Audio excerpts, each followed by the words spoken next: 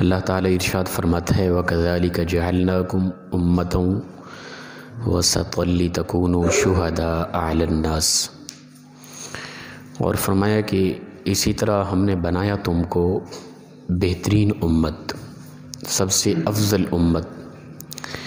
وسطاً کا مطلب ہوتا ہے کہ معتدل امت، ایسی امت کے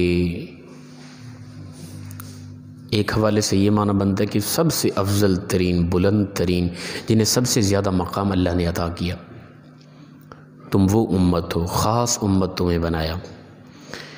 لِتَكُونُوا شُهَدَاءَ عَلَى النَّاسِ، تاکہ تم گواہ ہو لوگوں پر۔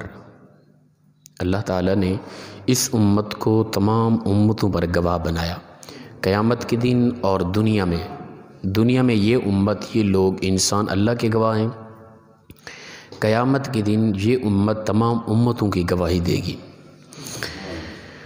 دنیا کے حوالے سے حدیث پاک کے اندر آتا ہے نا کہ بخاری کی روایت ہے، رسول اللہ صلی اللہ علیہ وسلم تشریف فرماتے، ارد گرد صحابہ کرام تھے، تو ایک جنازہ گزرا، تو صحابہ کرام نے اس میت کی برائی بیان کی، اس کے گناہوں کا اظہار کیا، تو رسول اللہ صلی اللہ تعالیٰ علیہ وآلہ وسلم نے فرمایا واجبت، اس پر واجب ہو گئی۔ تھوڑی دیر کے بعد دوسرا جنازہ گزرا، تو صحابہ کرام نے اس کی نیکیاں بیان کی کہ اچھا انسان تھا، تو رسول اللہ صلی اللہ علیہ وسلم نے فرمایا واجبت، اس پر بھی واجب ہو گئی۔ حضرت عمر فاروق نے عرض کی یا رسول اللہ صلی اللہ علیہ وسلم، دو جنازے گزرے، دونوں کے لیے مختلف آراء تھی صحابہ کی، ایک کی نیکیاں بیان ہوئی، ایک کی بدیاں بیان ہوئی، اور دونوں کے لیے ایک لفظ آپ نے استعمال کیا، واجب ہو گئی بھی۔ کیا واجب ہوئی؟ اللہ کے نبی صلی اللہ تعالیٰ علیہ وآلہ وسلم نے فرمایا دراصل تم لوگ دنیا میں اللہ کے گواہ ہو، تم جس کے لیے جو گواہی دے دو گے نا، مرنے کے بعد اللہ تعالیٰ اس کے لیے اسی طرح کا معاملہ کرے گا۔ تم نے پہلے ہی جنازہ جو گزر رہا تھا اس کی برائی بیان کی، اس کے لیے جہنم واجب ہو چکی تھی، اور جس کی تم نے نیکیاں بیان کی اس کے لیے اللہ نے جنت کو واجب کر دیا تھا۔ تو لہٰذا تم دنیا میں اللہ کے گواہ ہو، تم جس کے لیے اچھی گواہی دے دو گے، پروردگار اصل اچھی گواہی تو اسی کی دی جائے گی نا جو اچھا ہوگا نا۔ تو لہٰذا اگر کوئی دنیا سے چلا جاتا ہے اس کی نیکیوں کی گواہی دینی چاہیے، برائیوں کو ڈسکس نہیں کرنا چاہیے۔ دشمنی تھی، کوئی نفرت تھی، کوئی لڑائی جھگڑے تھے، کوئی لین دین تھے، کوئی معاملات، بیچارہ چلا گیا، وہ خاک میں مل گیا، وہ ایک مٹی کی ڈھیری بن گیا۔ اب بھی اگر میں اس کے پیچھے پڑا رہا ہوں، وہ نہ میری سن سکتا ہے، نہ مجھے جواب دے سکتا ہے۔ اب تو ایک ایسا ہی ہے کہ میں ایک دیوار کو گالی دے رہا ہوں نا، کھڑے کو کوئی دیوار کو گالی دیتا رہے، وہ دیوار نہ سن رہی ہے، نہ جواب دے سکتی ہے، نہ وہ ہل سکتی ہے، نہ وہ ذی روح ہے، تو اس دیوار کو تو کچھ نہیں ہو رہا نا۔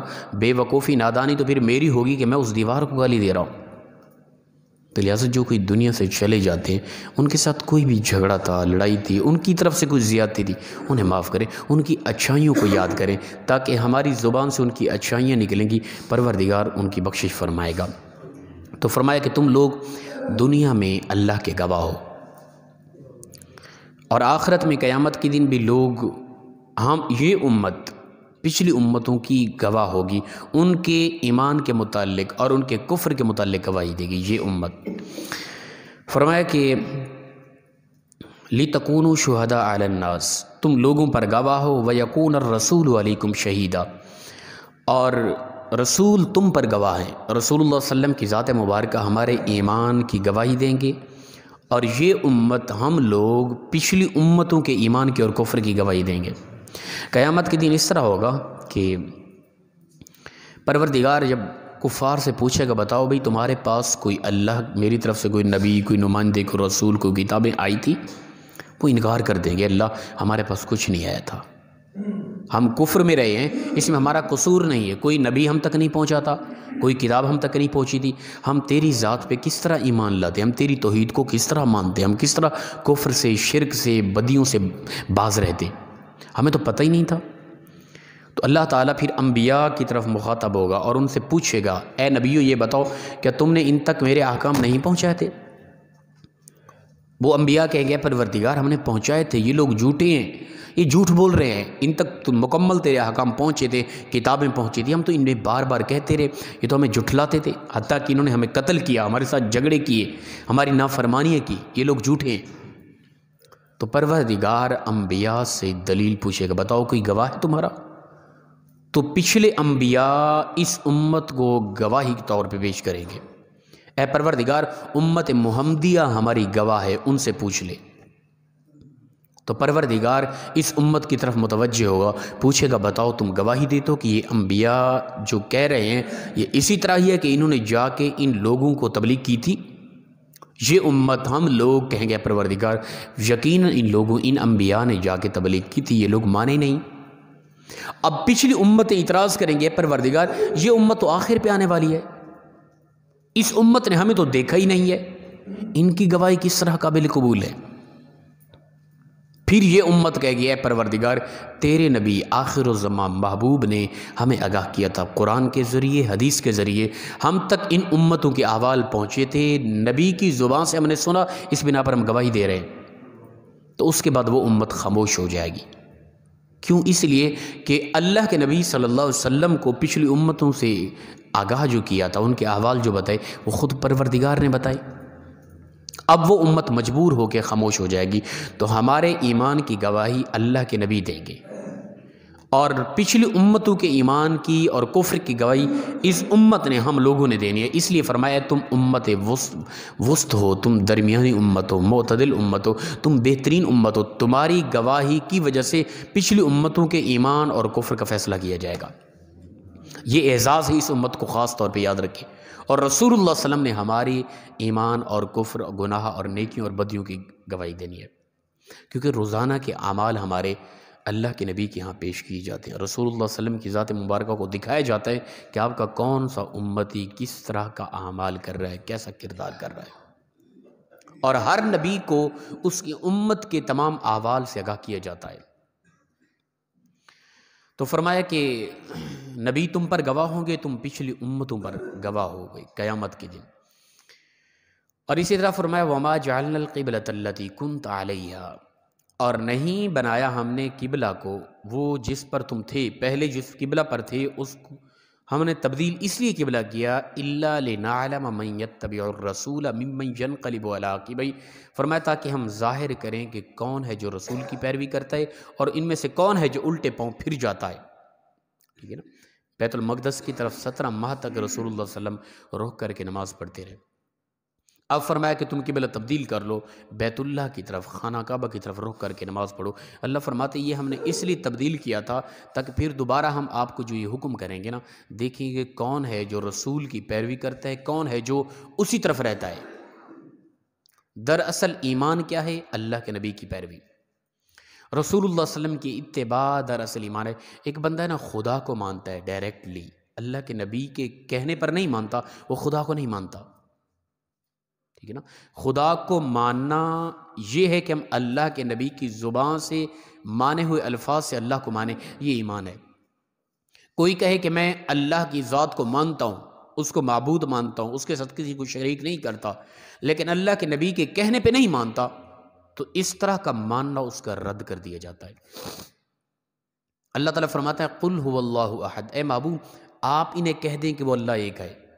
آپ کا کہنا یہ مانیں گے اللہ ایک ہے، تب اللہ کی توحید کا یہ اقرار کر رہے ہیں۔ اگر آپ کے کہے بغیر ہی اللہ کو ایک مانیں گے، ان کا یہ ایمان رد کر دیا جائے گا۔ تو رسول اللہ صلی اللہ علیہ وسلم کی پیروی، رسول اللہ صلی اللہ علیہ وسلم کا یعنی اتباع اور اطاعت، یہ دراصل ایمان ہے۔ تو فرمایا کہ جو لوگ نبی کی اتباع کرتے ہوئے انہوں نے اپنا قبلہ بدل لیا، یہ لوگ دراصل وہ ہیں جو نبی کی پیروی کرنے والے، یہ مومن ہیں۔ اللہ تعالیٰ ان کو ظاہر کرنا چاہتا تھا وَإِن كَانَتْ لَكَبِيرَةً إِلَّا عَلَى الَّذِينَ هَدَى اللَّهُ، اور یہ کہ فرمایا کہ یہ بہت بھاری تھا قبلے کو بدلنا ان لوگوں کے لیے، سوائے ان لوگوں کے جن کو اللہ نے ہدایت دی، جو ہدایت والے تھے، مومن تھے، ان پر کوئی بھاری نہ تھا۔ انہوں نے تو اللہ کے نبی کی پیروی کرنی تھی، جو اللہ کے نبی کرتے جائیں گے انہوں نے وہی کرنا ہے۔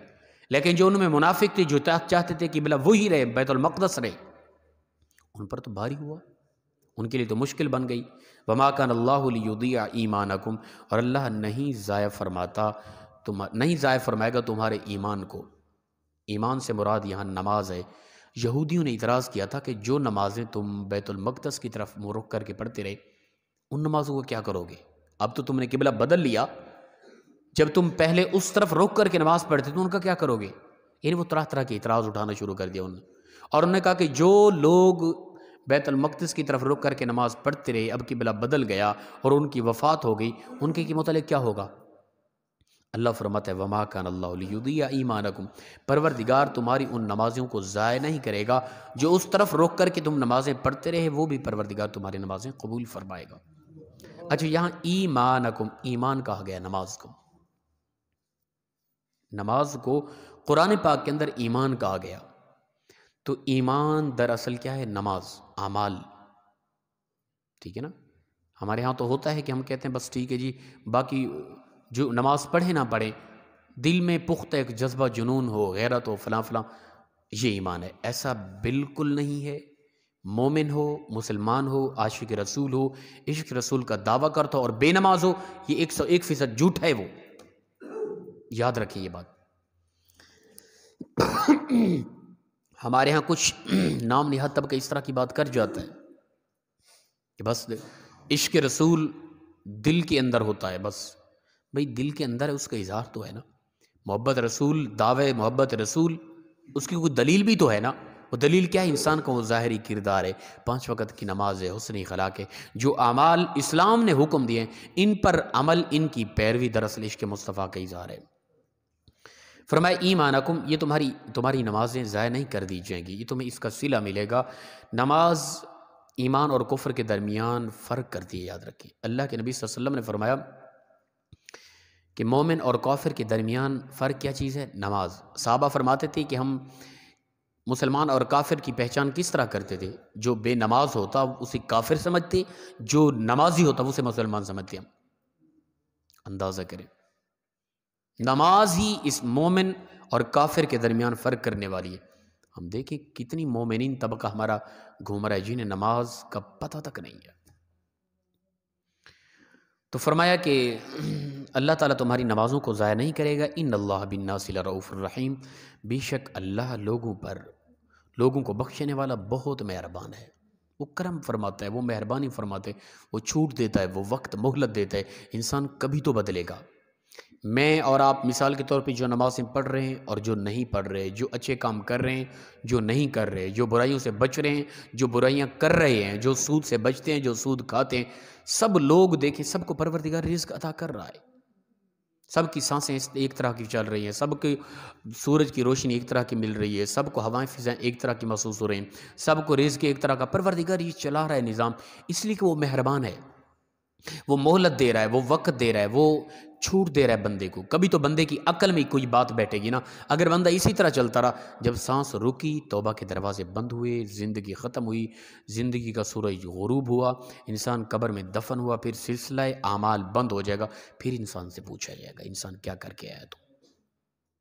آج وقت ہے، مہلت ہے، اپنی زندگی کو بدلیں، اپنے اندر ایک خوبصورتی پیدا کریں، ایک اچھائی پیدا کریں، اپنی زندگی کو راہ راست پہ لگائیں، جنت کا راستہ ڈھونڈیں، وہ کون سا راستہ ہے، ہم کن راستوں پہ، ہمارے اندر کتنی غلطیاں ہیں، کتنی کوتاہیاں ہیں، کتنی خطائیں ہیں، کیا کچھ ہم غلط کر رہے ہیں، کون سا وہ ہمارا زندگی کا لمحہ ہے جس لمحے اللہ اور اس کے رسول ہم پہ ناراض ہو جائیں، ان لمحات کو دور کریں، اچھے لمحات لے کے آئیں، زندگی میں ایک ایمان کا نور پیدا کریں۔ جب زندگی ہماری تھوڑی سی بدلے گی نا، چاہے زندگی میں پریشانی ہیں، دکھ تکلیف ہیں، وہ دکھ تکلیف محسوس بالکل نہیں ہوگی، اس لیے کہ انسان وہ محسوس کرے گا کہ زندگی عارضی ہے، چند لمحے کی، ان قریب چلے جانا ہے، یہ سب کچھ یہیں کا یہیں رہ جانا ہے، اور مرنے کے بعد حشر میں، برزخ میں، عالم محشر میں انسان کی دنیا کے کردار کے مطابق معاملات کیے جائیں گے۔ پھر ہم دیکھیں کہ میری اور آپ کی زندگی کیسی ہے، کیا قیامت کے دن ہم رسوا تو نہیں ہوں گے، ہمارا کردار کہیں برا تو نہیں ہے، ہم کہیں کو غلط تو نہیں کر رہے،